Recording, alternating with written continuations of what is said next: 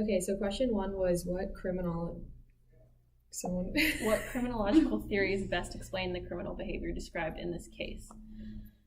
So one of the first ones we talked about was the feminism theory.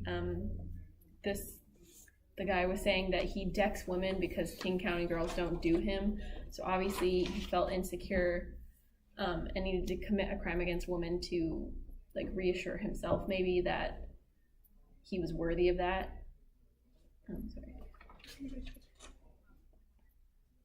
So he just wanted to like exert control over the woman that wouldn't do him, basically. So that's one theory.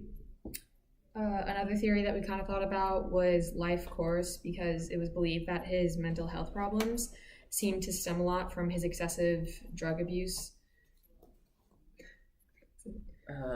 We also brought up control theory because he seemed to not be able to control himself with how he became addicted to some drugs could show that he has low self-control, and then will leave him to commit these actions because he can't control his behavior sometimes. It also seems like he has an inability to form social bonds with women, which is an aspect of control theory. You could also consider developmental, because addiction is one of the reasons that his mental health started to spiral, and addiction is a biological factor.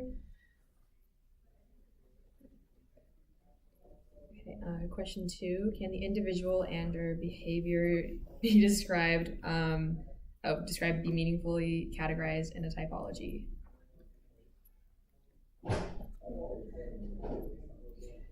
This was a really tricky question because typologies are kind of categories that then talk about theories, and so we've already addressed most of the theories.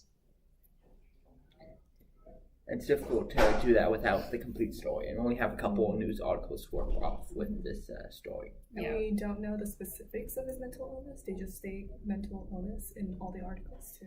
Mm-hmm. And we don't know like the necessarily specifics of like his past assaults either.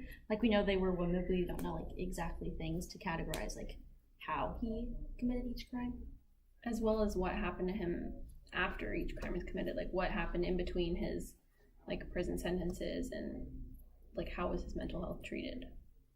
Yeah, though kind of one thing we can say is he seems to be disorganized with his crimes rather than organized, because he's just picked a random person to put up the bridge, not premeditated in some way. Okay, the third question asks, what role, if any, did mental illness play in this individual's criminal behavior? And we said that obviously there was an effect, like it played a role in his crime because his mental illness and his drug addiction kind of like went hand in hand, which is also why he ended up in and out of like the prison system multiple times. So if he wasn't, like we said earlier, if he wasn't treated or if he wasn't given the proper care he needed and was released before he was like stable enough to be out in public, it might have led him to commit a crime, another crime, or another assault again. I also think his homelessness played into his mental illness, because that kind of like prohibited him from getting like the care or treatment he necessarily needed, because he didn't have the resources to do that, which just led to him not getting the treatment he needed, and further playing into like his mental illness and how that affected like the woman he attacked.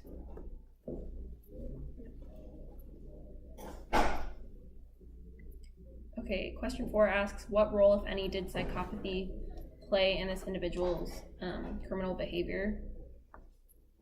And we were kind of conflicted on this one, because on one hand we felt like he had some like psychopathic tendencies, like antisocial behavior, repeated antisocial behavior, and some narcissism about the fact that he thought he was good enough for King County women, but once they like refused him or rejected him, he needed to like get back or compensate for that. But also we thought maybe like some of those like psychopathic factors were maybe like a side effect of his mental illness, so it's hard to say like whether he is psychopathic completely or they were just like side effects of his mental illness. And we don't know enough about his like past life to say that he can't form emotional bonds. Like maybe he could at some point, but there have been some like factors in his life that have changed that. We don't know exactly. Yeah. And not to mention the whole drug abuse thing that's been going on for him. So you don't know if like all the attacks when it happened, whether he was, you know, sober or not. So we don't know if it actually stems from his like personality and stuff. It's also interesting because it seems like he did desire for a woman to desire him, so he wanted some sort of connection with him and King County girls, but he didn't get it, and that's like one of the reasons that he lashed out. So he could also just be showing his desire in kind of a twisted way, but he just doesn't know how else to show it. Okay, and the last question asks, given this individual's long history of committing and being incarcerated and released for low-level misdemeanor offenses, what can we learn from this case in retrospect to improve public safety and criminal justice policy and practice? This is kind of difficult because although it was kind of understood that if he were, and he was most likely to commit a crime again after he assaulted the last two women, it would be against a woman and it would be a form of assault. But knowing when was very difficult because, as you stated earlier, he was disorganized and it was more just opportunist, different opportunities that showed themselves for him to commit a crime against a woman that was assault. So we knew what it was going to be, but we didn't know when it was going to be. So it's tricky to get that information from someone who doesn't know it themselves.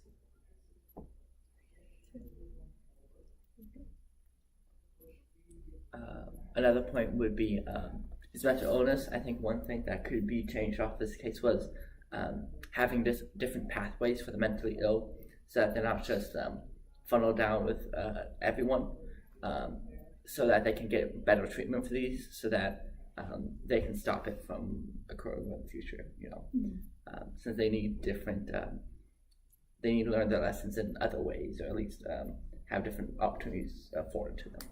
Yeah, it's not like a one size fits all. You have to have Exactly. like different approaches for people with like mental illnesses or other issues they may have, and it needs to keep like better like tabs on them, because even though they may like seem like their mental illness has like gotten better or they're like calmed down, it could easily like just be that day or that time or a certain event.